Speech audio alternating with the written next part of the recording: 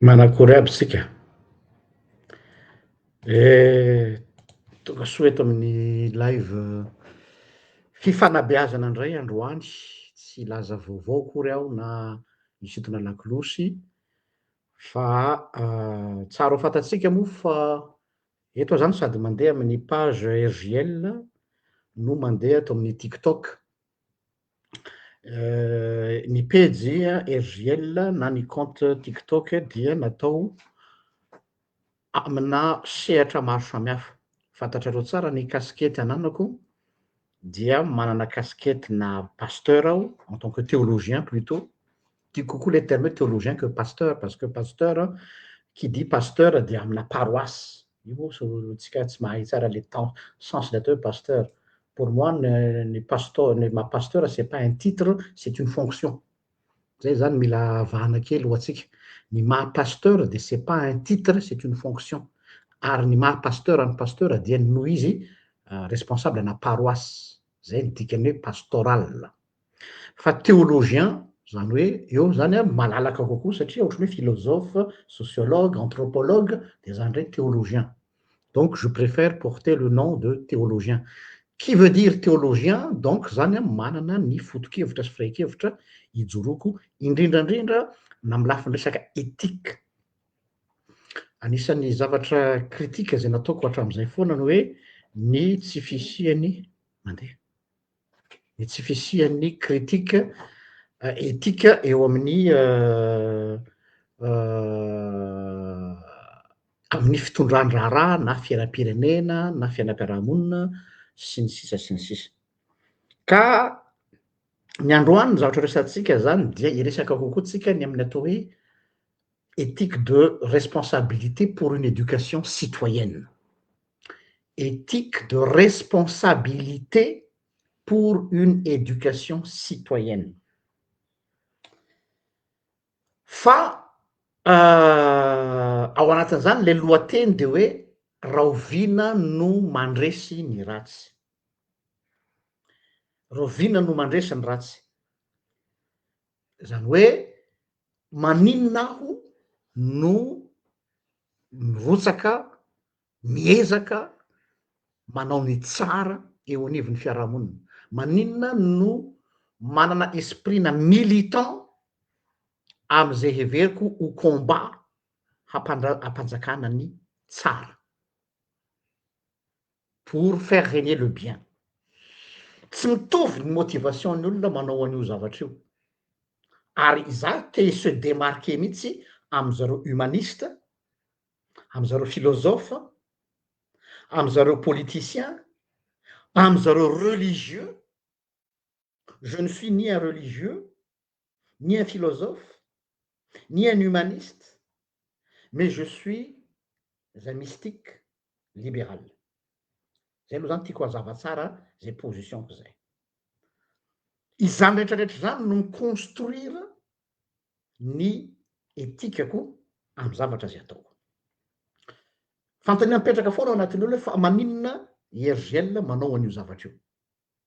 Normal be le réaction'ny olona hoe misy mpanao politika ao an-damosiny satria ny olona zany tsy manao matoa izy manao zavatra dia satria misy intérêt foana. Zany hoe le bien est conditionné par un intérêt.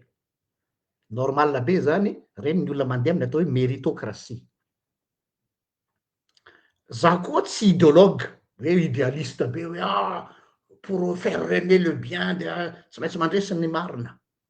Non, il faut pas être utopiste na koa hoe manonofy atoandro fa za manitsy tany mipetany ary za manana pragmatisme réaliste pessimiste. Averiko pragmatisme réaliste pessimiste. Le pessimiste tsy hoe contraire ny optimiste. Hoe defa atao ahoana moa fa defa tsy maintsy mandresy ny ratsy no. Pessimiste zany hoe afaka mametraka ny tongotro amy tany aho nefa koa manana espérance hafa. Ka raha an-tany any nareo zany hoe pourquoi RGL manao an'ireny zavatra ataony reny dia normal le olona le manosompotaka reny teny hoe tsy maintsy politika io voakarano io satria zay zany le tsy éthique moa zany fa zay le paradigmen'ny olona. On fait jamais quelque chose sans attendre un retour. Azavaiko aminareo am'izay ny antony rahovina no mandresy ny ratsy amiko. Rahovina no mandresy ny ratsy. Fantaniana aloha alohan'izay de ny hoe fa maninona aho no manao ny tsara? Pourquoi je fais le bien? Pourquoi nous faisons tout notre possible pour faire le bien? Mialatsiny ataoko amin'ny teny varaminana satria sady misy vahiny manaraka tsika, no misy malagasy, no misy diaspora. Dia raiso am'le mipanahy eo, ohatra ny mihinana vary misy akotry, esoriny akotry dia ampy zay. Fa maninona aho no manao ny tsara arak'izay azoko atao? Jereko tsara mihitsy mot par mot. Pourquoi nous faisons tout notre possible pour faire le bien? Zao ny antony voalohany. Ho anay zany. Philosophie de vie anay aho. Dia tsy manao ny tsara zay mba hisolagevana, mba hoe mba hanamaivana ny conscience. Je fais le bien non pas pour soulager ma conscience, na koa hoe manao ny tsara aho mba hise racheter amy zavatra tsy nety nataoko. Be dia be ny manao an'izany. Ny mafia, azadinonareo fa ny mafia, raha misy olona tena manao asa tsara, manao asa soabe indrindra eto ambony tany de ny mafia. Sao de tsy fantatrareo zany. Donc est-ce qu'il fait le bien, io mafia io? Na io politicien véreux? Non. Il fait le bien parce qu'il veut se racheter une conscience. Fantany tsara fa il a merdé dans la vie. Mialatsiny am'le teny fa za toko mahitsitsy eto.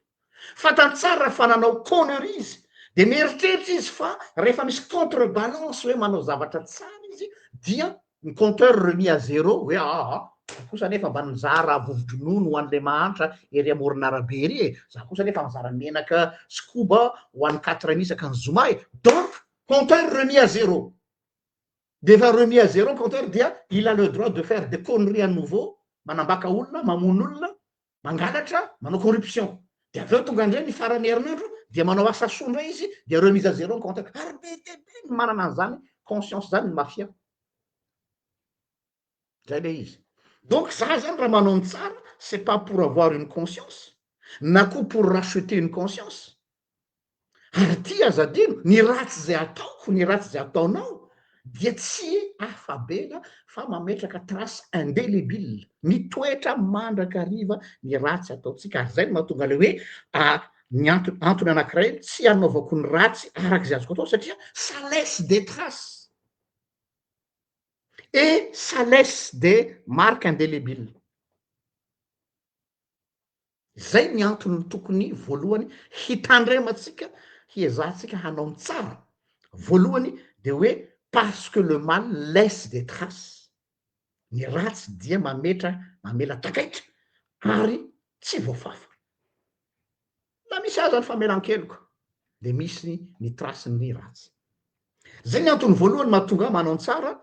Je fais le bien non pas pour soulager ma conscience du mal que j'ai fait, na koa pour racheter une conscience, mais noho ny fahatsapako fa ny ratsy dia tsy mamela mahazo fa mamela trace tsy voafafa mihitsy. Faharoa, tsy manao ny tsara aho mba ho lasa olona tsara. Non. Osika iny ka olombelona zany ka olona ba tsara fa c'est quelqu'un de bien. Pourquoi tsika afaka mamaritra hoe iny olona iny c'est quelqu'un de bien? Satria tsika mametraka critère hoe iny olona iny de olona tsara satria ka izy kosa ane nizara kaskety, nizara t-shirt, nizara kovety, izy kosa ane nanome vola 50 tapitrisa isaky ny fokotany, izy kosa ane zay na tsika natao olona tsara satria misy critère apetrakatsika. Za zany raha manao ny tsara, c'est pas pour être quelqu'un de bien, non. Na koa ao ambadiky le manao ny tsara mitady validation amin'ny olona hoe raha olona mba omezo immunité am'izay za mba olona tsara fa efa mba nahavita be ihany aho teo amin'ny fiarahamonina. Ny tsara zay ataoko dia tsy mahatonga ho tsara noho ny hafa koa. Le bien que je fais ne me rend pas plus meilleur que les autres. Zay ny philosophie de vie éthique ako. donc za zany tsy manao tsara mba hifaninana amin'ny rakota hoe za mahavita tsara lavitra noho ianao na koa za hanao tsara mba ahafahako mampiseho aminao fa za tsara noho ianao ary ianao ratsy noho izaho na koa za manao tsara mba handresy lahatra anao hoe mba ekeo am'izay fa zany hoe olona-mba tsara ihany e fa tsy de ratsy araky ny eritreretanao azy noho zany de mba mangataka aminao a aza heverina olona ratsy tsoa hoe fa efa tsara non c'est le cadet de mes soucis tsy ao anatin'ny eritreritro mihitsy zany hoe mba manao am'izay ny notinareo momba anahy efa mba nianakatra ve efa mba niatsara ve ny notiko efa mba nampiakarina ve le notiko non zay le izy be de be ny olona manao ny tsara miezaka milaza fa manao ny tsara mba ahafahany midemontre ny tenany hoe tsara izy tu n'as pas besoin de démontrer que tu es quelqu'un de bien déjà ianao anatin'le dynamika hoe te hampiseho amin'ny olona fa olona tsara donc tu es déjà problématique ny olona tsara tompoko tsy miezaka ny se prouver amin'ny olona zany mihitsy n'a pas besoin na koa manao tsara izy mba ise démarquer mba te hiavaka amin'ny olona tout ça ho ana dia motivation impure ho an'ny olona manao zavatra lazainy fa manao tsara satria ny tena ambadika dia olona miservirana image fa tsy miservira cause ary zay mahavoafitaka atsika voaka malagasy matetika ary zay mahatonga atsika manao tendance tsy tsaroana zany hoe ny akabiazan'ny olona manao zavatra dia miservira ny imageny izy mba hahatonga anao ivalide azy ka mba ho ty azy fa tsy manao zavatra tsara izy heverina tsara satria le cause mihitsy no tsara azonareo ve izy za zany raha manao zavatra de satria le cause mihitsy no antony ny any motivationko tsy hoe ho efficace ve io be de be nareo miteny hoe laha ny andro amin'io anao paster fa tsisy tsy ahomby zany ma ka niany any motivationko tsy miankina am'le retour e azonareo hoe inona ny retourn'zay inona ny tamberan'zay ho tafavoaka ve iny ho efficace tafavoaka iny arabaso rabatsara tsy tafavoaka iny a pour moi ma motivation n'est pas ne dépend pas du résultat ma motivation dépend de la cause le cause mihitsy no moterako azonareo ary zany tsy hitovizatsika teka tsika eto reo olona sasany zay miteny hoe mifaninana ny azy tsy le cause no important aminy fa ny azy le image sy le retour ary le efficacité fa raha vao tsy misy efficace izy ary tsisy retour izy ary tsisy intérêt izy tsy andany andro amin'io izy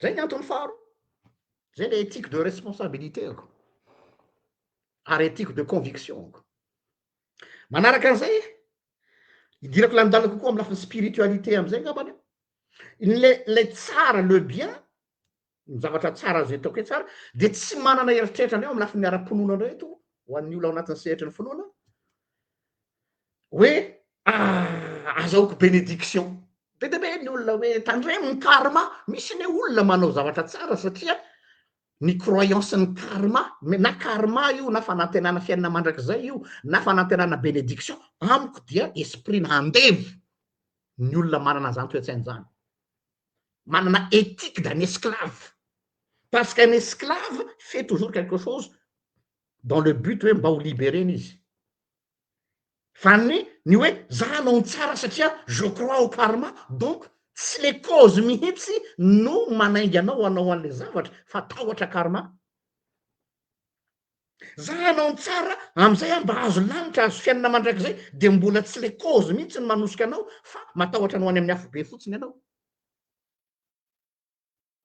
za manao ny tsara satria mba am'izay aho mahazo bénédiction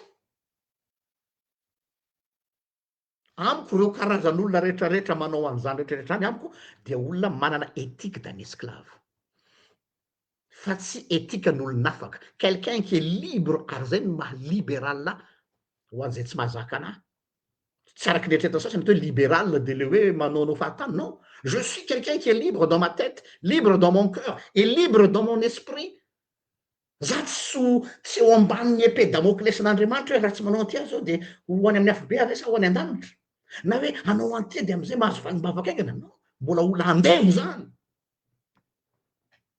andevoziny tahotra andevoziny intérêt andevoziny tombontsoa fa tsy baikony cause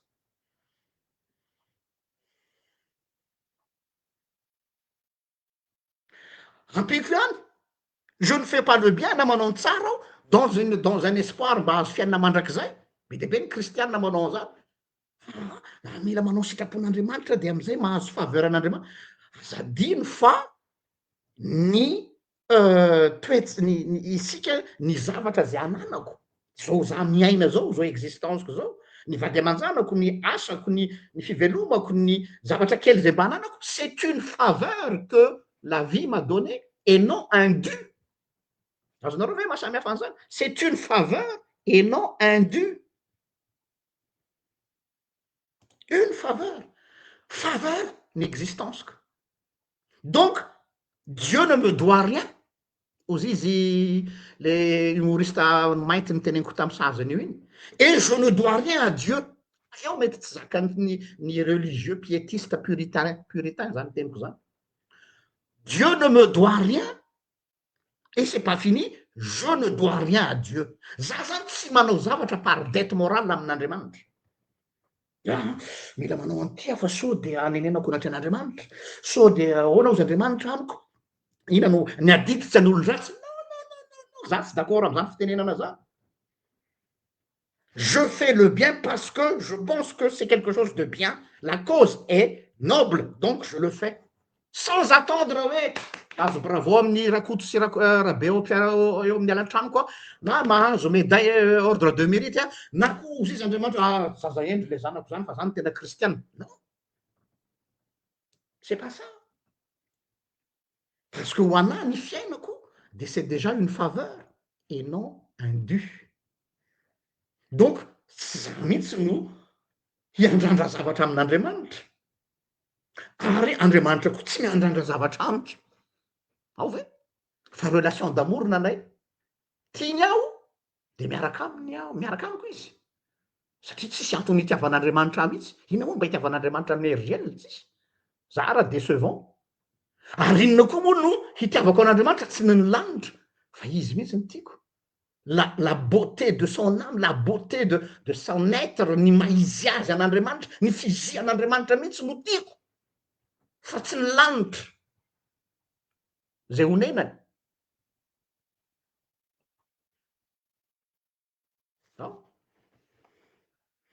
zay zany antony mahatonga anahy manao ny tsara tadidinareo le lampanankarena le hoe rehefa mpianatra tsara ao ina no ataoko mba handovako ny fiainana mandrakizay de ozy izy Jesosy fa manina no ataonao hoe tsara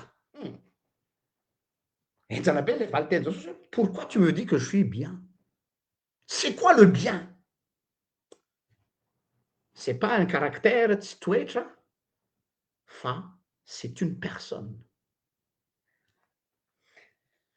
antony manaraka mahatonga manao ny tsara na manao zay azoko atao mba hanao ny tsara dia tsy manana toe-tsaina araky lazainy Daniel Balavoine ho an'ny tranay ngamba malala ny Balavoine le mpihira malaza be reny anjera tany hélicoptère iny je ne suis pas un héros ozy Daniel Balavoine ary ny ako tazomiko zay za tsy manana esprit hoe anao antia mba ho héroïque mba am'izay ho hitan'olo hoe samy ka héros de la nation je m'en fous moi na tsisy reconnaissance ny Madagasikara momba mandra-pahafatiko c'est le cadet de mes soucis mba ataovy misy masasasany manao tolona mafy amy resaka firenena na fiarahamonina na sosialina mba am'izay mitady reconnaissance de rehefa tsy reconnu izy amin'iny de hoe bon non je ne cherche za tsy héros tsy mieritreritra anao héros a araky ny lazainy Daniel Balavoine donc tsy mitady auréole ambony lohako hoe mason-dahy hergele na koa hoe ho lasa icône malaza be ohatra ny Indira Gandhi hoe taka Nelson Mandela ny sasany nitomano Mandela zay ve mila reconnaissance pa avy amin'olona ve za koa tsy mitomany au chevalier blanc sur son chevalier blanc avec une épée dia héroïque be am'zany miaraka amin'iny hoe za tena miady amin'ny ratsy je suis là pour combattre le mal non tsy any koa ny any ny motivationko ary mbola ampiko fantatro tsara fa ny ratsy dia midomine eto an-tany. Le mal domine. C'est un fait. Tsy isaka teo philosophie tsika fa c'est un fait, réalité vao mivoaka mivaravaran'ny tranonao anao dia inona no manjaka? Ny ratsy. Jereo ny fiarahamonitsika iny fahorintsika am'izao fotoan'izao malagasy, ny ratsy no manjaka. Donc, réaliste IRGL, il a les pieds sur terre. Il est pragmatique. Donc, raha hiady amin'io ratsy io zany. C'est pas dans le but hoe indray andro any handresy.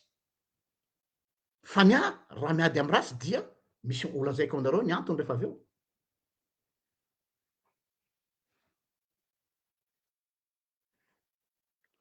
Ahoana mba hahatonga ny ratsy tsy handresy? Tonga ny ratsy tsy handresy. Inona le hoe rahoviana am'izay ary no mandresy ny ratsy? Araky ny fijeriny RGL. Rahoviana vao mandresy ny ratsy. Ho azavaiko le izy amin'ny éthique de responsabilité de conviction. Zaho tsy manao zavatra pour hoe be dia be ny olona manao zavatra par peur du karma. Inona natahoranareo karma? Si vous êtes droit dans vos bottes. Inona natahoranareo afo be? Ry kristianina, si vous êtes droit dans vos bottes. Inona natahoranareo tsy azo valim-bavaka? Si vous êtes droit dans vos bottes. Donc ny olona manao zavatra dans le but azo valim-bavaka, azo fitahina, manao zavatra mba tsy ho tratran'ny karma, manao zavatra mba tsy ho any amin'ny afo be, amiko dia olona efa tsy milamina izy zay. Satria olona andrasana amin'ny karavasy, kotopi, vao manao zavatra. Hitanareo ohatra an'le mpiasa any amintsika reny, le io zalahy mba amboaro zaridainako io de mba matoky an'le mpiasa zany, mba matoky anisany mba amboaro le sy voninkazo koa fa za mbola maika kely andehanao. Ok chef zalahy aloha zany minaparaky, milalao izy, verina anao avy any tsy vita le asa. Satria inona ny problème? Mila andrasana zalahy. Mila andrasana ary zalahy. Andrasana amin'ny fekibo. Zay vao manao ny asa. Nefa amin'io ny karama ho anazy fa tsy ho anao be dia be ny olona mana-toe-tsaina ohatry zany koa amin'ny fanaovana zavatra. Tahotra karma, mitady reconnaissance, mitady bénédiction, de zay izy. Na koa hoe mba teo considéré ny olona fa olona tsara. Donc mety hipetraka amin'ny fanontanianareo zany hoe ianao zany RGL manao zao zavatra rehetra zao, pourquoi maninona ianao midéployer énergie? Be dia be ny olona manoratra amiko MP, fa maninona anao mandany hery amin'io zavatra io nefa fantatrao fa cause perdue le izy. Zay le fanontanian'ny olona. Maninona ianao mandany herim-po sy mondro kely amin'io firenena efa tsisy antenain'io tsony? Na koa maninona anao mandany mondro kely amin'ny fiarahamonina zay fantatrao fa efa lomorona, efa potika ka ho reraka eo ianao? Logika daholo le fanontaniana, satria ny paradigme ny olona dia hoe ratsy mahomby, ratsy misy retour, ratsy misy reconnaissance, ratsy misy motivation karma sy fiainana mandrakizay, zay daholo ny olona vao manao zavatra. Za am'izay zany zao no anontanianareo, pourquoi je me bats contre le mal? Je me bats contre le mal satria nahoana? Pour moi, ho ana filosofia ako ty, etika ako manokana, ny fandresen'ny ratsy dia tsy ny domination ny ratsy eto an-tany, satria efa fait accompli anie zany. Zany tsy mila edina hevitra. Le mal domine. Ny mal no mifehy zao tontolo zao. Fa ho anahy ny fandresen'ny ratsy rehefa vitan'ilay mpanao ratsy ny mandresy lahatra hoe mipetraha ianao RGL ary laisse-toi faire, ary vitany mandresy lahatra tsy hanao ininona intsony fa lasa mivalide an'le ratsy, ka ny zavatra tsy normal lasa ekeny saiko normal, zay vao nandresany ratsy. Zany hoe je suis devenu un monstre comme lui. C'est là que le mal a gagné.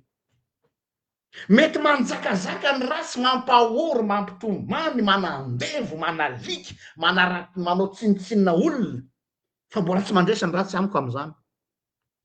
Fa rehefa ny ratsy navita nanova ny RGL ho tonga ho to azy, mieritreritra ho to azy, mivalide ny ratsy to azy, mibanaliser ny ratsy to azy dia mirendre les armes hoe io le tsy ataovy zay ataon'la fa tsy hitako tso fa tohizo fa mety io ataon'la io. C'est là que le mal a gagné, parce que le mal est arrivé à me transformer en un monstre comme lui. Zay niany philosophie de vieko. Eo vao mandresy ny ratsy satria vitany ny nanovahy ho monstre to azy. Inona le mamonstre am'izay fotoana zay dia normaliser zavatra tsy normal. Non ka fa normal ane zany. Tsy mampetsy-bolo maro zany hoe tsy miaffecte anatsony le izy rehefa tonga am'izay stady zay tompoko ny olona de nandresy zay ny ratsy. Tsy miaffecte azy tsony le izy, tsy mampetsy-bolo maso azy tsony le izy satria efa mi se résigner izy ary rehefa mi se résigner izy dia normaliser an'le izy. Zay ny antony mahatonga miady. Fantatro fa midomina ny ratsy, fantatro fa manjaka tokana ny ratsy, fantatro fa adversaire redoutable ny alohako, fantatro fa je ne fais pas le poids, mais za tsy anaiky no avadikao hitovy aminao. Zay ny antony mahatonga manao résistance. Voilà. Ny acte de résistance ko zany de mba tsy hahatonga ho lasa monstre tahaka azy reo koa. Fahitanareo amaranako azy de rehefa avy eo afaka maneho hevitry nareo na nareo ato amin'ny Facebook afaka miditra omeko ny roy rehefa avy eo de afaka miditry nareo de fa tsy maintsy miteny satria miditra mampiseho tare zany ato amin'ny Facebook fa ny atsy amin'ny TikTok dia ohatra tsy voatery hoe mampiseho tare fa ny any TikTok moa efa mahazatra iny fa alohan'ny amaranako ny anjarako de teteny antia hoe ny acte de résistance hitanareo le film le hoe zombie izy afa nahita le film horreur le hoe zombie iny le zombie le système zombie rehefa io mantsy ohatrany hoe film science fiction fa misy message subliminal ao ambadiky le zombie rehefa voakaikitry le zombie ianao de findrany virusn'le zombie de lasa zombie ohatra azy koa azonareo ve ohatra zay le combatako hoe feno zombie ny tanàna, feno faratsiana ny tanàna fa miadiko de hoe za tsy hivadika zombie mandrakizay. Ary ity mbola ampiko an'ity hoe même si ataoko hoe za rery sisa sanatriaviny zany fa mino fa tsisy zany de mbola je continuerai à me battre parce que je ne veux pas devenir un zombie comme lui, tout simplement. Voilà. Zay ny dinidiniky androany manasa anareo ndray ary mba hiditra tsehatra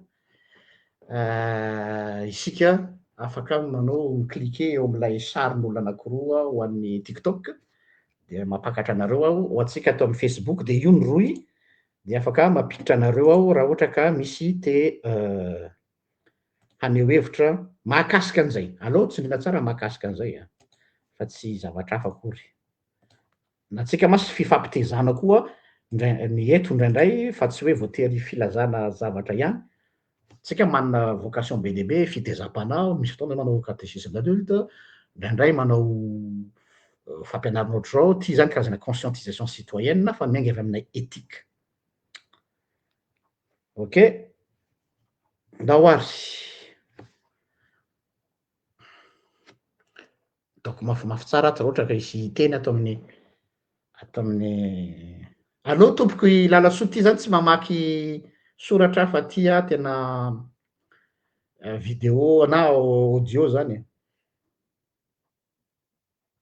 Bon ato moa zany satria zay mahatonga anteny ny ato amin'ny TikTok tsy mahita masy ozy izy hoe nahoana ny mpitondra malagasy no tsy mahatsapa tena mihitsy hoe miala rehefa tsy hita maso rehefa hita maso zafady fa tsy vitany miahy ny vahoaka. Il faut leur poser la question. Zareo no antsara antanina an'izany. Dahoary tompoko.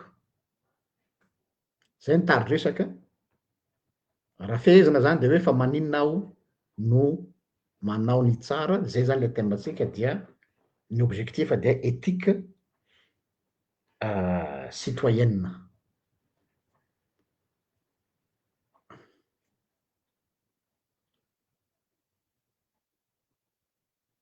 Afaka miditra amin'ny TikTok na miditra ato amin'ny Facebook, efa nomeko ny lien, cliquenareo le lien ho an'ny atao Facebook de miditra nareo ampidiriko. Ao amin'ny TikTok moa zany dia ery miditra direct.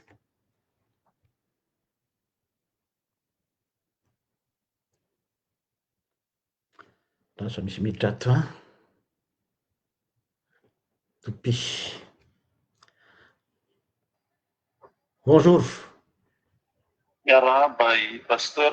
Salama tompoko. Mba te hametraka fanontaniana kely amin'ny pasteur mahakasika an'ilay famelabelarana kely teo ilay hery manosika hatrany ao anatin'ilay fanaovana tsara hoe atraiza no tanjona ohatrany hoe tiany pasteur ho tratrarina zany manoloana ilay fanaovana tsara ary indrindra ohatrany hoe mialatsy fa sy contre parenthèse hoe raha io resaka ohatra hoe sensibilisation ara-politika zay ataon'ny pasteur misy etaeta ve hoe tonga hatrany amin'ny hoe ho ao amin'ny manodidina ny mpitondra ministra ohatra na ny zavatra ohatr'izany fa tsy any amin'izany mihitsy ilay izy fa tena hoe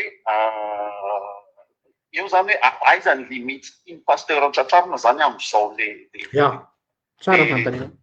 Sotra tompoko.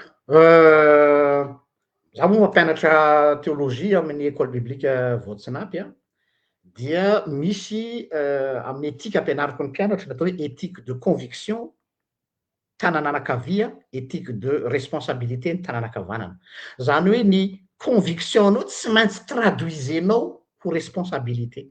Raha mijanona fotsiny ho conviction le izy zay tsara dia on est à mi-chemin fa tsy maintsy avadika responsabilité. Le responsabilité koa nefa misy lafiny maro. Ny responsabilité azoko atao ohatra de ny hoe voninaho ny ho éclaireur na hanolo-kevitra na hanolo-tsaina nizaniza zay eo amin'ny fitondrana satria zay ny rôle-ny mpaminany teo amin'ny testamenta taloha. Ny mpaminany amiko de tsy le olona maminany hoe misy bombe époque ny Paris ohatran'le na fahentsika iny fa ny mpaminany dia c'est la conscience du roi, lay feony fieritreretan'ny mpanjaka satria iny mantsy tsy miankina am'le hoe zaho parti politique de mba hoe misy olona atao hoe conseiller izy de raha vao tsy manaraka ny tenin'ny mpitondra dia daroan-dralahy fa conscience n'ilay firenena. Anisan'ny ataoko hoe ambony be ngamba n'ilay nofinofiko fa zay je veux être une conscience du peuple, de la nation.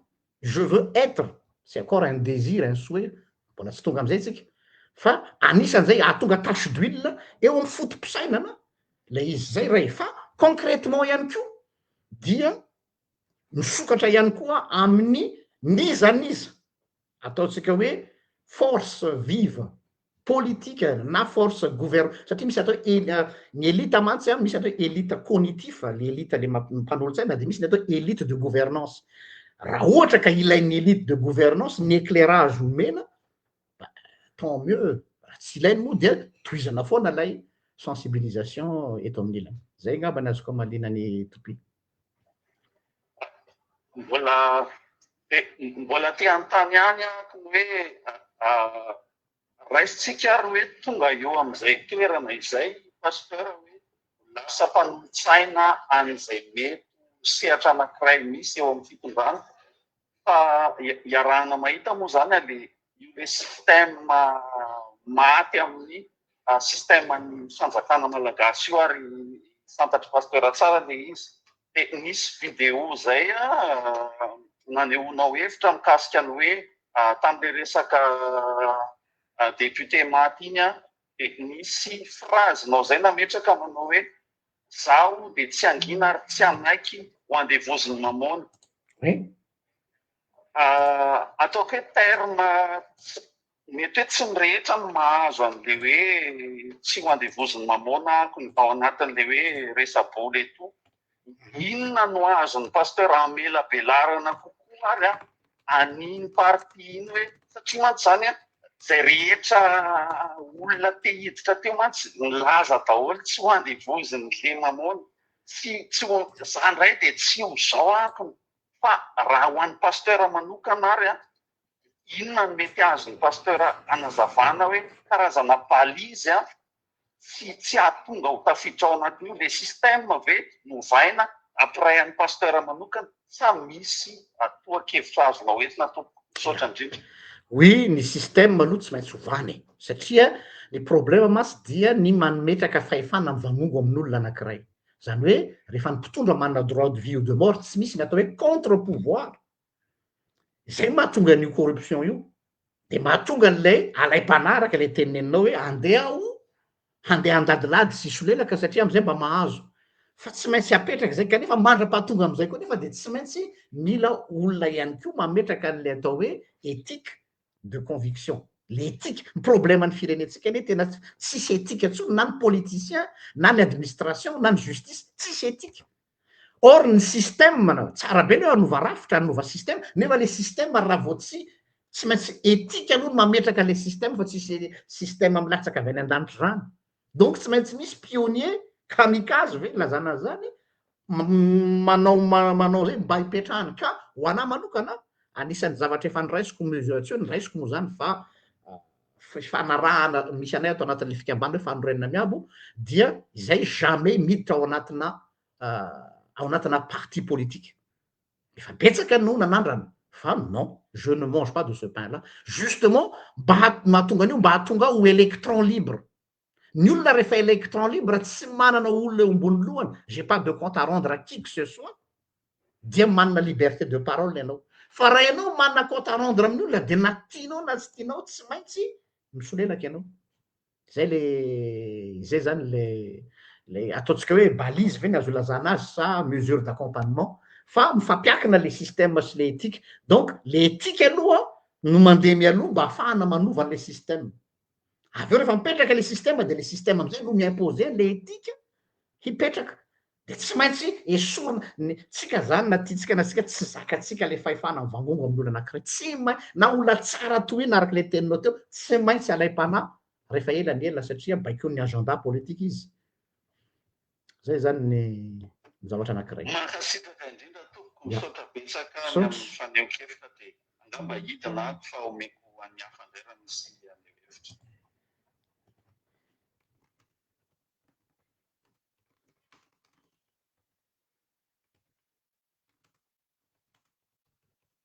Ya.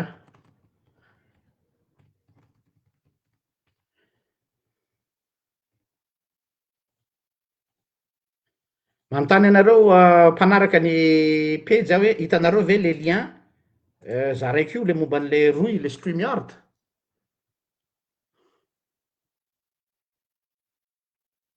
Nareo ato amin'ny Facebook le lien http streamyard.com tazanareo ve satria alefako ela izy ho anareo zay hiditra mivatana ato amin'ny Facebook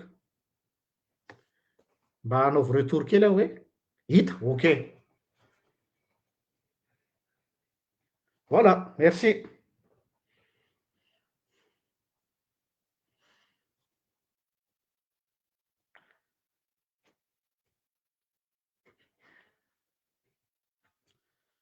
Eny tompoko. Ao ary afaka miditra amin'io lien io nareo ho anareo ato amin'ny Facebook zareo tsy amin'ny TikTok mantsy efa miditra ao anatin'ilay izy. Mbola omena fotoana atsika ho an'izay mbola mazoto hiditra. Le izy koa ngamba ny androizako le tenin'ny topi teo io zany sacerdoce le izy. Io raha vao misy olona zany tsy mitovy le opportuniste koa zany misy matetika eo anivona firenena raha vao tsy conviction vokatry na fahatsapana hoe appel ho anahy ny hitondra firenena na anana andraikitra na anana responsabilité, c'est un appel. na manana appel ave aho ho am'zany fa ny problème dia ce sont tous des personnes qui sont arrivées au pouvoir par accident par accident concours de circonstances situation nisy teo amy firenena dia nahatonga an'le izy zay zany za tsy miteny hoe ny olona ohatran'ireny de olona parfait tsy any mihitsy le izy ohatra zao anome ohatra tsika zao any frantsa zany général de Gaulle zany efa ela be nefa vovoka fa manina mandraka ankehitriny de mbola mirehareha sasany hoe gaulliste izy satria tena ao anatin'le izy ao anatin'le izy ia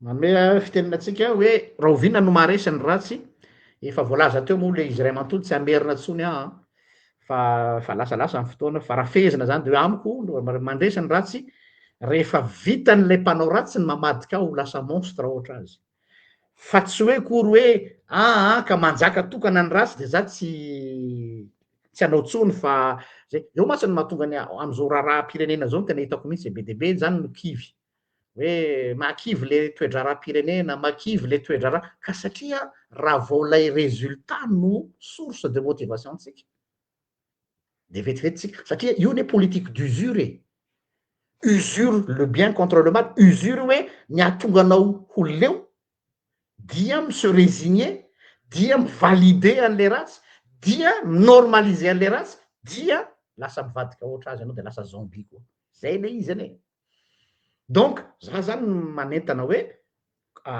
lay accent afilio makany amin'ny les causes fa aza any am'le résultat fotsiny any tant mieux raha misy résultat fa tsy zay ny tokony source de motivation tsika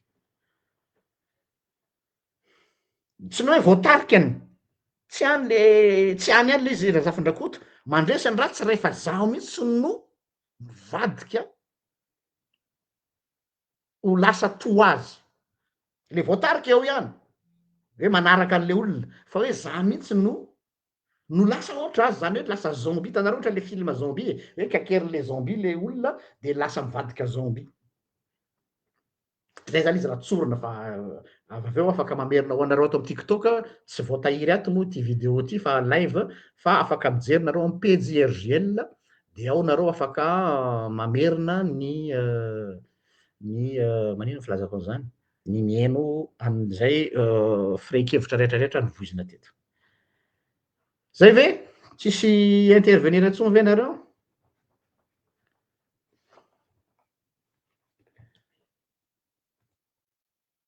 mbola very koa tsika atao amin'ny facebook afaka miditra koa fa micliquer ny lien zay partageko ito ao amy commentaire ato mbola misy olo anakiray hiditra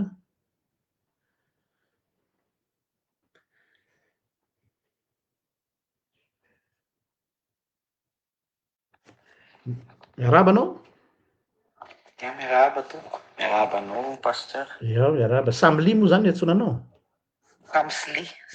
samsly val ok ay vetivety azafady indrindra afaka miteny aloha tiavina fa amaly an'ity vetivety fotsiny raha toko mandroso itiavitsoa ohatra ny alako izy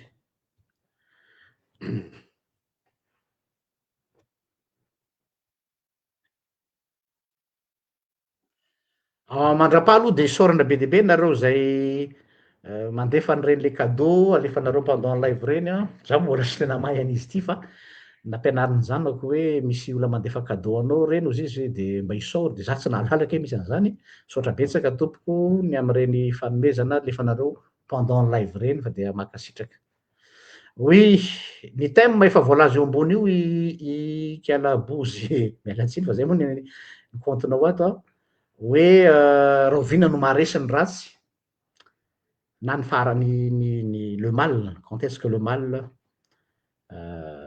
gagne dahoary manasatsika ia tafaverina anao fantandrindra toko mialatsiny a Rôvina za moa voaingana kely teo ny tafiditra dia nanontany hoe inona le thème dia te andray anjara kely fotsiny koa ao anatin'ilay izy a te participer dia miarabantsika rehetra dia miarabanao mankasitraka ny amin'ny fampiakarana tsy dia tena hoe manana hevitra be sy lalina be aho fa hevitra tsotra mety efa hain'ny olona rehetra ihany fa mety hoe rafraîchissement kely na rappel na ohatran'izay fotsiny ilay izy hoe Rôvina moa maresy ny ratsy a dia raha ohatra zany amina manokana raha fehezina amin'ny fehezanteny anankiray tokana ilay izy hoe Rôvina no maresy ny ratsy a dia maresy zany ny ratsy rehefa mangina ny tsara ny fahatsarana na rehefa mangina ny olona tsara rehefa tsy misy action contrer an'ilay faharatsiana zay zany matetika ny zavatra hita eny anivon'ny fiarahamonina tsy voatery hoe satria mahery loatra zany le ratsy na hoe manao zavatra na ahoana zany hoe mahery be izy fa satria tsy misy mitsangana manohatra an'le izy dia mahery ho azy le izy miresaka amin'ny force mantsiny dia misy controverse zany ao misy fifanandrinana dia misy comparaison dia matoa zany mandresy le anankiray a dia le anankiray zany a tsy nanana hery na tsy nanana force na tsy nisy olona nasana nohitra an'ilay faharatsiana zay izy amin'ny lafiny anankiray dia raha ny baiboly moa zany jereo a izany tenako mantsy ho kristianina ihany koa dia be da be ohatra ny toky izay andinina ao baiboly miresaka hoe aza mety resy ny ratsy ianareo fa resy eo amin'ny soa ny ratsy mianara manao ny tsara katsao ny rariny be da be ny tena zany any bokin'ny Romana bokin'ny Isaia bokin'ny Efesianina koa miteny hoe araroty ny andro azo anaova-tsoa fa ratsy zao fiainana zao zany hoe zany rehetra zany moyen tsy resaka hoe fivavahana be bontolo fotsiny fa le fomba fiaina eo anivon'ny fiarahamonina eo anivon'ny société mihitsy a le tokony iainan'ny civil rehetrarehetra eo anivon'ny fiarahamonina misy anazy dia noho izany zany a ny zavatra tokony ataon'ny citoyen engagé anankiray mba handresena ny ratsy mba hampatonga an'le fanontaniana tsy ho tonga hoe Rôvina no maharesy ny ratsy a dia rehefa mahita ny tsy rariny zany ny olona anankiray dia tokony masamy teny tsy misy mena maso araka le resahanao teo hoe rehefa tsy misy conscience amina zavatra anankiray ka hoe électron libre izy dia manana pouvoir kokoa izy asahy teny dia rehefa ohatra hoe mahita olona mijaly na mahatsapa mijaly a dia mila manampy ianao amin'ny satria le faharatsiana no mahatonga an'izany dia rehefa mahita karazana lainga miparitaka na karazana zavatra tsy marina na tsy rariny dia mila manambara masamy manambara ny marina zany avec tena hoe fahasahiana tanteraka mihitsy dia aminahy zany a raha mijoro amin'ny famarinana raha hoe tena mijoro amin'ny famarinana ny olona tsara rehetrarehetra dia miconsidere ny tenany ao anatin'ny fahatsarana na mahafantatra na conscient makasika ny hoe fahatsarana dia mbola mora tena mora ny handresena ny ratsy satria ny ratsy manjaka tant que tsy misy micontre izy tant que tsy misy mijoro ny contraire an'le izy dia aminahy zany izay le izy a hoe raha ohatra zany ka kristiana surtout kristiana satria ny kristiana tsy vita spirituel monde spirituel fotsiny ihany hoe hivavaka ianao dia hanao an'izao dia hanao an'izao fa mila olona engagé Andriamanitra eo amin'ny fiarahamonina sy eo amin'ny firenena misy anazy dia mila olona conscient Andriamanitra dia mila olona tsy be marenina Andriamanitra sy jamba hoe minitsy mijery ny loza manjo ny firenena na ny loza manjo ny mpiarabelona anazy na minitsy mihaino ny fitaraina ny manodidina anazy fa tena hoe mila olona tena hoe conscient tsara ny zava-misy ary rehefa conscient tsara ny zava-misy ianao dia mila mandray andraikitra ianao tsy mijanona ho mpijery sy mpitazana fotsiny zany fa tena araka le teny baiboly hoe ho fahazavana sy ho sira amin'izao tontolo izao ao anatin'ny fahatsarana ohatra ny faharatsiana. Merci. Soatra betsaka izy misy teo Samsily ia vetivety monsieur Rivo a dia mampiditra anao rehefa aveo fa mbola misy an'ny Kiala Bozy ato aloha vety aveo fandimidimy eo vady. Entre parenthèses fotsiny live atao amin'ny TikTok enregistré pendant on attend 30 jours. On attend 30 jours les enregistré eo aminao dia miala ho azy après 30 jours ratsy télécharge. Fa ny olona zany afaka mamerina mijery ny olona.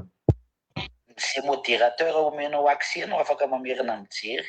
Moa le lien koa raha partagenao amin'ny olona dia afaka jerevan'ny zareo a fa tsy afaka télécharger afaka capture vidéo. Génial. Soatra to. Kiarabozy vetivety ampididitsika. Salama daholo tsika. Salama to. Miaraka antsika rehetrarehetra dia misaotra betsaka amin'ny pasteur nampiditra. Roviana no mandresy ny ratsy. Sa roviana no maharesy ny ratsy. Isika. Inona le izy? Roviana ny ratsy no resentsika sa horesintsika sa roviana ny ratsy no andresy antsika? Mana manokana moa za koa en tant que kristianina zany no miditra eto no eto. Mandresy antsika ny ratsy rehefa isika mihitsy no manome lalana an'ilay ratsy hiditra ato amintsika. Tsy haiko raha azonareo ilay tiako tenenina. Ohatra omeko. Ohatra hoe misy olona anankiray manevateva anao na manao toetra ratsy aminao na manao zavatra tsy rariny aminao. Dia rehefa ekenao hoe rehefa ianao zany manaiky hoe mandona anazy zany. Misy fotoana aloha ilay izy tena hoe mandona amin'ny maha olombelona fa afaka manana safidy koa isika hoe bon anazy zany dia zay zany ny ataony fa tsy voatery ho voadona an'izany tsy voatery alahelo tsy voatery hamaly an'izany zavatra teneniny izany fa tant que rehefa hoe mamaly tsika zany dia mamaly an'ilay ratsy nataony dia amiko mandresy ny ratsy. Ohatra amin'ny fiainana andavanandro izay zavatra teneniko izay fa ohatran'izay koa mandeha amin'ny fiainana koa ny devoly mandehandeha eny rehetra eny dia rehefa mandresy antsika ny ratsy rehefa omentsika alalana izy hiditra ao amin'ny fiainantsika rehefa omentsika alalana izy voantsika dia mandresy ny ratsy. Dia ahoana nandresentsika ny ratsy? Nandresentsika ny ratsy zany dia izay misafiditsika hoe ho bloqué antsika izy, misafiditsika hoe omentsika lamosina izy, misafiditsika no ho falifaly. N'inona ataon'olona amin'ny fiainana, n'inona ady alefan'ny satana dia misafiditsika ny ho faly, misafiditsika ny handroso amin'ny fiainana, misafiditsika ny ampiseho foana n'ilay fahazavana izay ho taratra amin'ny maha-kristianina antsika. Misafiditsika ny hizara fitiavana satria Andriamanitra dia fitiavana dia ny olona manana fitiavana olona hitoeran'Andriamanitra dia izay dia ny ahafahantsika manao an'izay dia mangataka ny fanahy masina, mangataka n'Andriamanitra hitoetra aty anatintsika isan'andro ao anatin'ilay vavaka ataontsika isa-maraina isaky ny zavatra ataontsika dia mangataka aminazy hoe mba omeo anay ny fahazavanao, omeo anay ilay mitoera aty anatinay, hanananay an'ilay fitiavana, hanananay an'ilay tena fitiavana avy aminao Andriamanitra. Dia izay ny anahy ny hevitro Misaotra tompo. dia izay. Misaotra betsaka. Monsieur Rivo manome fitenenana atao Facebook indray. Misaotra pasteur. Maheno tsara. Misaotra indrindra dia miarahaba ny mpiaino koa. Voalohany indrindra angamba ozy dia tsara mamaritra hoe amin'ny zavatra anankiray zany hoe inona moa ny tsara sy ratsy. Eo angamba ny teboka iangan'ny olona tsirairay avy rehefa voateraka izy tsisy teraka ka hoe ratsy na tsara avy hatrany fa ilay tontolo misy azy no mahatonga azy hisafidy lalana anankiray. Dia roviana no mety hoe mandresy ny ratsy. Mandresy ny ratsy rehefa mitombo ny isan'ny ratsy satria ny safidy an'ilay zavatra ratsy izy izay tsy fantany hoe inona marina moa no maharatsy an'io. Mety hoe izay ilay fiainana andavanandro dia manaraka an'iny izy izay vao afaka miaina. Etsy andaniny koa misy ilay olona efa mahatsapa hoe ty zavatra anankiray ty ratsy tsy tokony hanao an'io tsika. Indraindray anefa ireo lativy kely fotsiny position an'ireny olona ireny miteny hoe ty ratsy.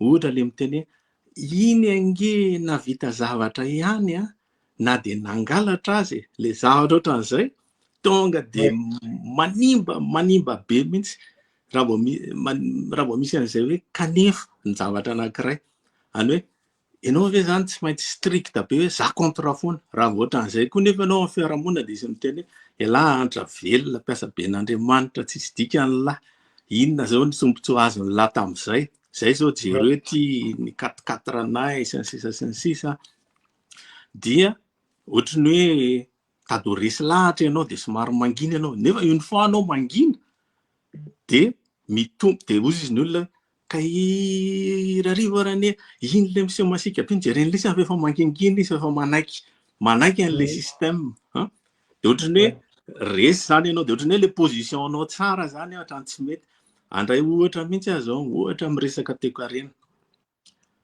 toekarentsika tsingoloka foana nanomboka 61 zany PIB par tête mandraky ty ny androany manaiky foana tsika menakavy hoe manana vahaolana hitady vahaolana andaotsika ionatsy ionaroa ionatsy nefa le zavatra atao tsy miova mihitsy ny zavatra proposena zany fa zavatra anankiray de ny olona rehetrarehetra mihevitra hoe le zavatra tenenin'ireo rehetrareo zay olona miteny rehetrarehetra io ny anavitra atsika miandry eritaona ianao de ohatra me mahantra foana miandry rotaona ianao me mahantra foana tsisy mise en question mihitsy raha za ohatra manao an'izany amin'ny asako midina ny chiffre d'affaires de manontany any ny ary ambony ary hoe va inona ny antony io mba inona solution hitanareo manome solution anao afaka 3 volana tsy miova vao mainka midina apetrandray mifanontaniana afaka 2 volana après tena roasiny ianao tsy mahavita azy zany hoe le fiandrasantsika zavatra efa fantatra fa tsy aomby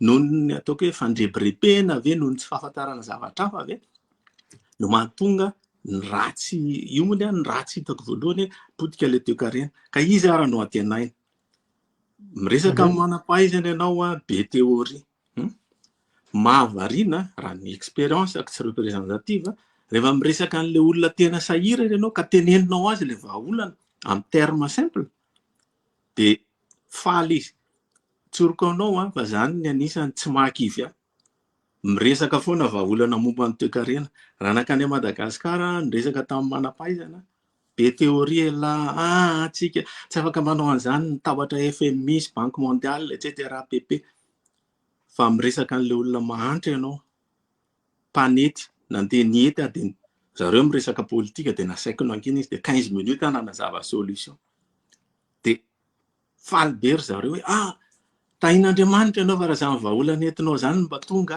tena velona zany zay tatsa miverina tao 3 semaines le rangana nety faly be ary nitondra exemple izy momba ny fiainany hoe tena raha nampiarina tamin'ny anabavinay zay miopa koa ka le solution anao iny nampiasaina de lasa satria raha kofolo izy zany zao ho lasa 100 ho lasa 1000 satria araky ny teninao hoe tsy mivola ny limite fa ny kapasité amin'ny fiainan'ny olona sain'ny olona ingéniosité an'ny olona hanitatra fa raha izay marina tsy misy marina mahantra raha ngaty ozy izy de teo amin'ny faly hoe mba misy zavatra vaovao tsy atao eto amin'ity firenena ity azo ny reto olona lazaina mahantra ambany tanàna de toy izy any ny fandresen-dahatra toy izany ny resaka satria any zany ana sisa no hitako hoe vahaolana fa zany tsy te hiditra be amin'ny loko politika tsony satria iny arakaraka izay ipetrahanao no mahatsara na maharatsy ny hevitra anankiray fa tsy misy hoe ratsy tsara ny hevitra ndray de iny koa ny lasa iainan'ny olona de lasa politiser tsika menakavy zay ngamba ny teny kely teneniko ohatra tompoko merci ohatra tadidika anao fa nisy fotoana niditra teto any efa niditra teo ary niresaka an'izay efa niresaka an'izay mihitsy za zany le tsoroko anao fa za zany tsy mino an'izany hoe ny olona mantsy miteny tany manan-karena sy tany mahantra de hoe avaiza le vola be miodina amindreo tsisy volavola tonga izany any le mila fehezana tsika teneny tsika mahantra tsy mahantra tsika fa le système tsika ny tsy mety tsika maka système avany amin'ino mihitsy avany amin'ny tandrefana mampiasa an'io atao hoe hetra io de raha vao miteny ianao hoe hetra apetraka amin'ny tena mivoaka kely afa tsy maninona apetraka fotsiny le fanontaniana inona moa ny ilana ny hetra raha vao miteny ny olona anankiray hoe ny ilana ny hetra dia financement amin'ny fanjakana dia diso zay satria tsy zay ny concept nataony ny mpamorona an'io avy aty amin'ny tany tandrefana tsy financement amin'ny fanjakana ny hetra dia hitanao amin'izany le izy hoe raha ohatra ianao zany maka an'izay fotsiny hoe ataonao financement amin'ny fanjakanao dia ndikan'izay tsy azonao zany le système an'le firenena lazaina fa mandroso ireo satria tsy zay ny nanaovany azy fa ampianarina an'izay ianao mba hanaraka zavatra diso dia ianao mahay tsenjery maimbo an'le lesona diso ny azy nefa ny système ny hafa tsy dia ohatra an'izay zany le ataoko hoe misy ny zavatra lazaina tsara nefa ratsy amintsika misy koa miteny hoe tsika nge tsika tsy hanao copie-coller manao copie-coller tsika manao copie-coller tsika manao an'io satria tonga dia ataotsika hoe hetra sotomina ny hetra dia misy vola amin'ny fanjakana dia tsika menakavy mpandoa manome karaman'ny ohatra hoe mpitondra iny koa zany marina amin'ny ampahany fa tsy marina ihany koa iny rehefa tena dinihana fa afaka atao hoe thème hafa zany ary zay zavatra izay no tsy mampandroso atsika za zany mba efa mba nitady tena tsoroko anao manandaniana vola le izy io moa aty andrefana aty le izy aty amin'ny tany européenne azainy hoe tsy ambara telo ny système monétaire zany tsy hitanao mivatana eny amin'ny cours magistral zany vitsy kely ny gazy isaina amin'ny ratsan-tana ohatra aty Allemagne ny prof manao an'izay cours magistral momba ny vola zay donc na ny eto Allemagne raha tsy mahafia an'ilay izy tsony ny mpitondra ankehitriny io mahatonga ny Allemagne misy stagnation efa ho 5 taona en récession ny économie ny Allemand dia tsoroko anao fa problème ny Allemagne amin'izao fotoana izao mitovy amin'ny problème antsika tsy mitombo tsony ny économie satria lasa le olona hay an'le zavatra niodina taloha zay mahagravy an'le pratika rehefa mandeha amin'ny pratika tsisy maintsy ny théorie ao ambadika rehefa tsy mandeha amin'ny pratika manana théorie daholo ny vahoaka ray manontolo dia zay ny olana eo amintsika io 70 taona mitady ny théorie amina pratika mandeha nefa tsy nahita dia manandrakandana za maty fa somary lava sady mety hors-sujet kely fa manao excurse kely tamin'iny saotra tompoko miaraba madame Tina Deo miaraba tompoko pastera misaotra betsaka amin'ny fizarana rehetrarehetra fa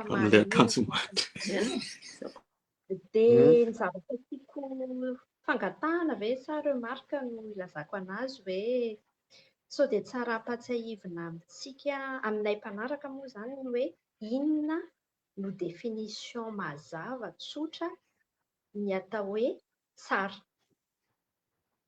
dia tsy haiko na misy ifandraisany izay hoe tsara izay amin'ny atao hoe fahendrena misaotra betsaka tompoko raha définition raha philosophique ve théologique tsy eto mantsy resaka cours ray manontolo mihitsy zany raha ohatra ka zay no resahana hoe relatif amin'inona moa le izy raha misoratra masina ny jerena ny tsara dia tsy resaka concept mihitsy tsy resaka idéologie fa éthique kristianina dia zao hoe rehefa miservira ny cause commune zany hoe tiavany namanao tahaka ny tenanao zay foana le izy zany hoe micréer le tahaka ny tenanao nama io zany tsy resaka hoe fitiavana namana hoe tsara fanahy fa ianao zany mahatonga ny fandrosoany hafa ihany koa dia ny rehetra sisy zay zany izy raha en gros raha tena simplifiena faran'izay tsotra fa avy eo mbola misy cours lavabe ny amin'izany resaka ny définition ce qui est bien ce qui est mal c'est tout et tout fa ny philosophie koa manana ny azy fa eto moa en tant que théologienne tena dia zay hoe inona ny zavatra hoentinao arosonao satria raha jerena bibliquement parlant tsy misy le atao hoe théologie de la création le théologie de la création ny antony namoronan'Andriamanitra atsika olombelona dia hiady amin'ny chaos raha ohatra jerena zany les ténèbres aizy natao ambony lalina dia noharina atsika tsy hoe mba ho sambatra iny moa sy amboarina koa iny tsy hoe mba azo paradisa dia mitsilailay fotsiny dia matory dia miandry ny sakafo rehefa avy eo za moa vazovazoko amin'ny mpianatro théologienne rehetra hoe nareo sao dia diso fanatenana fa rehefa ho any an-danitra tsisy olona matory mbola misy asa satria ny andriamanitra tsika andriamanitra miasa fa tsy andriamanitra fainéant. Donc les théologies de la création de hoe Dieu nous a créé pour combattre le mal, pour combattre le chaos, mba tsy hahatonga le chaos ahazo vana satria raha mahazo vana ny chaos dia simba daholo ny olona manimba ny olona le izy zay zany izy ny objectif ana hoe bien zay ya. D'accord. Tsy misy zavatra tian'ny pasteur anampiana kely momba an'ilay hoe inona atao hoe endrika. En fait zany le izy ngamba pour être plus précise hoe psychologiquement mba tsy le sens large no azahoana anazy.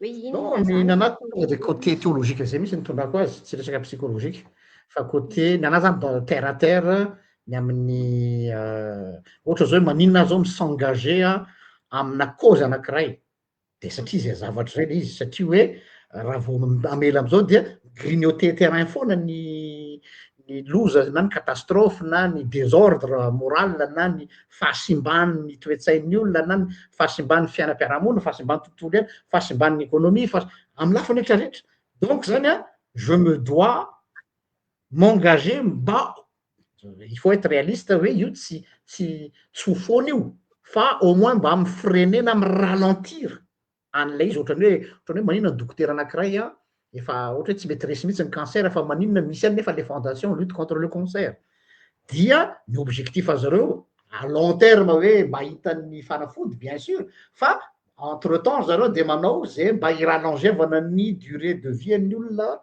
marary de zay concept zay koa zany no ampiariko amin'ny rehetrarehetra koa hoe za réaliste io no mitereko amin'ny olona hoe za hoa réaliste pessimiste za namorona az expression zay de ozy lero hoe tsy mitombina ane zany pasteur pourquoi hoa le pessimisme ane tsy hoe fataliste hoe atao ahoana fa ny ratsy anjaka de aloha zany zay moa tsy le problème zay tadiavy le ratsy atonga anazy zany de hoe elany na ninona ninona eo de ny ratsy tsy maintsy anjaka de tsy hanao ninona tsony zany tsika va de hoe eternireo fa pessimiste dans le sens hoe efa fantatro hoe tsy maintsy midomina ny ratsy satria zay le monde fonctionne comme ça fa saingy noho izay zavatra zay indrindra vao mainka mahatonga mitsangana no le domination du mal fa tsy hoe efa mba misy tara-pahazavana kely de ohatra mazotozotonray any de s'engager de raha vao zay ny motivation ny olona amiko de efa perdu d'avance les combats satria tsy iandry lueur d'espoir ave anao vao s'engager ça sert à rien.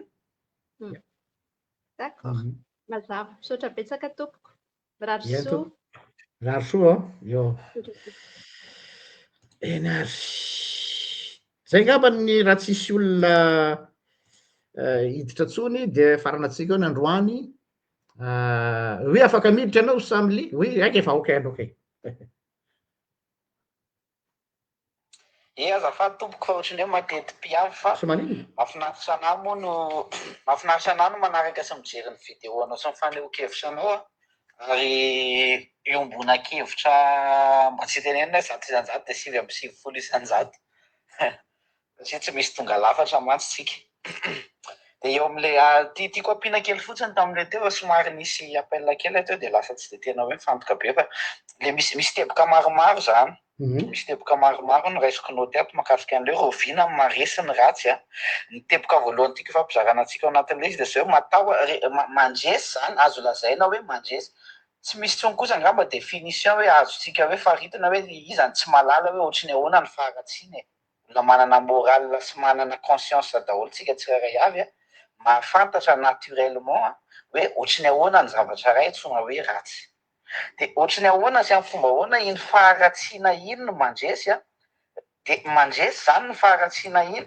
rehefa matahotra ny olona zay mieritreritra ny tenany hoe olona tsara izy ohatra zany zao aka exemple aleo tonga de exemple tangible ny resaka ohatra hoe misy alaivo sara-tsaina zany zao hoe misy lehilahy anankiray mamono vehivavy eo amin'ny fiarahamonina eny an-dalana eny amin'ny publika hita maso eny izy olona ataotsika hoe olona akanao mba aka sifatsika ohatra hoe olona 10 na olona 100 mahita n'iny lehilahy mamono an'ilay vehivavy de tsy misy samy manampy ny fiarahamonina tsy samy antsy polisy tsy samy mandraindraitra fantana be rehefa manino satria tsy hoe natahotra zany le olona tsara fa ahoana re zany tsy hoe tsy maresy zany le ratsy am'izay fotoana izay fa tsy misy olona nijorona nohatra an'le faharatsiana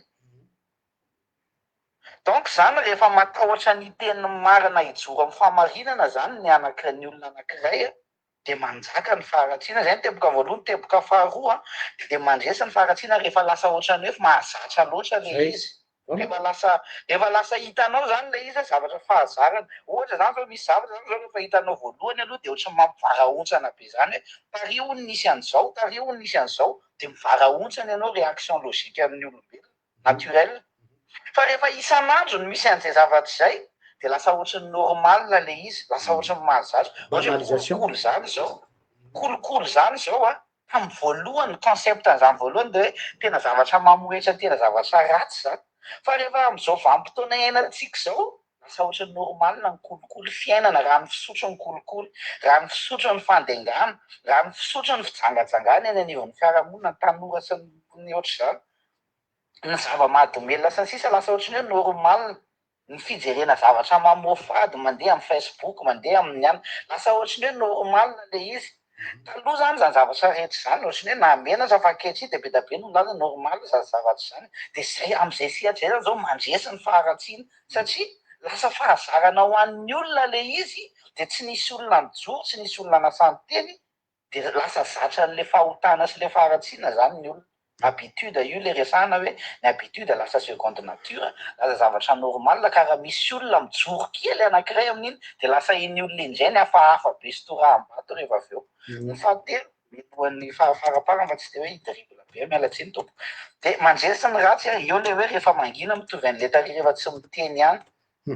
Aka ohatra za hoe raha ohatra zany ka hoe ao anatin'ny raha ohatra hoe pihana ny jiro a, tsy hoe aka angady ianao na hoe aka zavatra hafa tsy misy idirana ianao dia mirehatra ny jiro. Fa ny jiro zany raha tianao maizina, raha tianao hazava ny toerana anankiray a maizina dia juste fotsiny ampiritina le jiro. Zany hoe misy fotoana koa zany a tsy mila hoe miady amin'ny fahamezinana ny olona anankiray fa ampidirana fotsiny ny hazavana. Ohatra ny amin'ny fiainana zany hoe manjaka ny lainga dia ianao mila milaza marina fotsiny. Tsy voatery hanamarina an'le lainga ataon'le olona ianao fa ianao manao amin'ny famarinana au contraire an'le zavatra ataon'le olona. Raha manjaka ihany koa ny fankahalana eny anivon'ny fiarahamonina eny, ianao mila miaina am-pitiavana, maneho fitiavana sy fangorahana ny olona sy fanampiana ny olona fa tsy hoe manao tsinjovy lahy hoe misy olona lavina, misy olona ohatr'izao dia za efa miteny fa ohatran'izao io, efa le eo amin'le tsinjovy lahy. Dia raha manjaka ny kolokolo zany zao ny fomba hikontrena ny kolokolo dia ianao aloha za le citoyen engagé voalohany aloha mila miaina ao anatin'ny fahitsiana, manomboka aminah le izy, manomboka amintsika tsirairay avy le izy. Dia zay le hoe le fahazavana mandresy ny aizina automatika, tsy misy action be hoe hanamarinana an'le faharatsiana na hoe hikontrena an'le faharatsiana fa aminao le izy ny provena an'le izy voalohany. Dia farany hoe rehefa manapa-kevitra zany ny olona anankiray a, ignorer tanteraka any zava-misy manodidina anazy a dia tena manjaka ny faharatsiana. Ohatra zany zao amin'izao exemple be da be, amin'izao exemple iainantsika izao le von'olona zazavery a, zavatra sy ny sisa, io zany tena aretin'ny fiarahamonina amin'izao vanim-potoana iainantsika izao mihitsy izy io le ohatra hoe tsy zanako zany very zany, tsy havako zany, tsy fantatro zany, tsy mahakasika anahy le izy. Rehefa tsy misy impact, tsy mahakasika ny ravin-dambanao sy ny zovi-dambanao sy ny fiainanao le izy a dia lasa ohatran'ny hoe mbola tsy dia maninona loatra, azo ekena. Fa rehefa tonga eo atokonanao amin'izay le zavatra anankiray, ohatra hoe fianakavianao akaiky ny voa na ny zanakao na sanatria zany zavatra resahany zany a, dia eo vao mitomany ny olona anankiray. Ny hafa zany rehefa mbola ohatran'ny hoe tay anankiray na hazo anankiray mainakibairay dia mora vonoina. Fa rehefa lasa tena mandory ny tanàna anankiray izy dia tara loatra zany. Fa io zany a rehefa tena hoe ignorenao le faharatsiana, tsy miteny ianao, tsy mijoro ianao fa lazainao fotsiny normal tant mbola tsy nakasika anao le izy dia tena andresy foana ny faharatsiana zany. Fa mila olombelona tena ataoko hoe basy vava, le basy vava tiako tenenina io a tsy mangina amin'ny tsy famarinana zany fa miteny, tena hoe mahafa miteny. Dia fa ohatra farany sisa angamba dia angina ohatra zany zao raha misy tanora koa zany zao manomboka mifoka izy, ohatra fantatsika hoe tsy mety amin'ny fahasalamana ohatra ny fifoahana, zava-mahadomelina na fifoahana. Manomboka mifoka izy tsy dia misy miraharaha ohatra na ny fiarahamonina na ny fianakaviana na ray aman-dreny. Mety hoe fantatry ny namany le izy, fantatry ny mamany, fantatry ny mpiara-mivavaka aminazy dia mangina ny olona. Fa avy eo aty aoriana rehefa tena lasa mpidoroka be io olona io, raha lasa miafara mihitsy ary ny amin'ny fifohana zavatra le tena danger be ireny le tena voafady be reny, de eo am'izay mampipetraka manontaniana fa maninona ianao no tonga am'izao fa ahoana rehefa tara loatra zany. De zao zany misy fotoana zany eo amin'ny fiainana ohatra tam'izay exemple kely zay tokony joron'ny olona rehefa taty aoriana izy tara loatra. De ohatran'izay mihitsy eo amin'ny fiarahamonina misy atsika hoe tant que vao mahita fotsiny ianao zany hoe manangasanga ny zavatra anankiray misy red flag de efa tokony mijoro, tokony conscient daholo ny olona rehetrarehetra zany fa le faharatsiana io zany zao ohatran'i Jesosy Kristy mantsy zao maha-kristiana Jesosy Kristy tsy nijanona fotsiny jerin'ny olona fa nitsangana mihitsy izy de nanasitrana izy na mpianatra izy nijoro niaro-ny faharatsiana rehetrarehetra izy zany de na de nieritreretin'ny olona hoe natao an'izao sy niesoan'ny olona de tena nijoro foana ngarainy tao anatin'ny zavatra rehetra zay nataony. Ny ratsy zany tsy hoe mandresy satria hoe mahery ny ratsy de hoe mandresy izy fa mandresy zany ny ratsy eo amin'ny fiarahamonina surtout à Madagasikara satria matahotra ny olona tsara hijoro, satria mangina ny fahamarinana, mangina ny marina de lasa zatra hotan'ny olona, zatra ny faharatsiana ny olona de matahotra ny olona hijoro. Gary indrindra eto le hoe tsy miraharaha, tsy mivaky loha, tsy mitake care, tsy miprendre soin an'ny hafa ny olona de lasa mandresy ny faharatsiana. De zay mahatonga ny io zany moa hoe apôstôly Paoly zany zao no miteny hoe naza mety resy ny ratsy ianareo fa reseo am'soa ny ratsy. Ka zay zany ianao zavatra tiako tenenina mila fiarahamonina, mila citoyen engagé citoyen conscient Madagasikara misy ny fiarahamonina am'izao vanim-potoana zao. Fa rehefa tsy zay tsika de tsy tafaza mihitsy fa hitombo foana sy hitohy foana ny faharatsiana satria faharatsiana miexiste partout fa mila olona mijoro fiarahamonina misy atsika am'izao kristianina ou pas manana conscience soatoavina tsara daholo ny olombelona na tsy mino an'Andriamanitra na ary-lanitra sy ny tany ary na mino ary avy amin'ny babakoto de mino daholo hoe manana soatoavina tsara tsika ary misy zany tody zany eo amin'ny fiainana hoe manao ny tsara ianao verina tsara aminao iny, manao ny ratsy ianao miverina ratsy aminao iny. Ka raha miaina araka ny soatoavina tsara tandrovan'ny daholo ny olombelona de asa hiteny hijoro amin'ny tsy fahamarinana izay miseho manodidina anazy. Saotra betsaka tompoko. Saotra betsaka. Raha feheziko zany de mitovy amin'ny teniko teo hoe tsisy le banalisation du mal, zay le tanjon'ny ratsy, zany hoe akivina anao dia avelanao am'zao izy de banaliser, de rehefa banaliser de avela mandeha. Faharoa tsy miaffecte anao tsony le izy de lasa ohatrany hoe iny lasa norme. Zay le izy raha fehezitsika. Eny ary lavalava zay fiarahantsika teto zay makasitraka anareo rehetra izay nandray fitenenana teto raha misy olo-kafa ndray te handray fitenenana dia mampirika sinon de ho ajanontsika dia ho hitatsika eo indray ny rapitso miankina amin'ny fahafahana moa zany fa ho izahantsika zany ny live ohatran'izao soit midi soit hariva 18h arakaraky ny asa. Ka ho anareo mpanaraka ny TikTok dia miaboneva ny compte TikTok satria annoncenay mialoha foana ny hoe isy live de am'zay zany nareo tonga de efa maharaka hoe isy live am'zao ora fa matetika zany raha tsy midi de 18h eo zany miankina am'le fandaharam-potoana. Ho antsika atao Facebook dia ny annonce ny live zay ataonay amin'ny TikTok no bataina makao amin'ny page Facebook ny réel dia any nareo no mahita an'le izy. Averina fa afaka miditra mivantana ohatra nataon'ireo namantsika ato amin'ny TikTok teo sy tsika ato amin'ny Facebook amin'ny alalan'le lien zay zarainay teo. Zay ngamba fa mametraka ny veloma mahafinaritra ho antsika ho amin'ny fotoana manaraka indray. Bon après-midi daholo. Raha soa tompoko.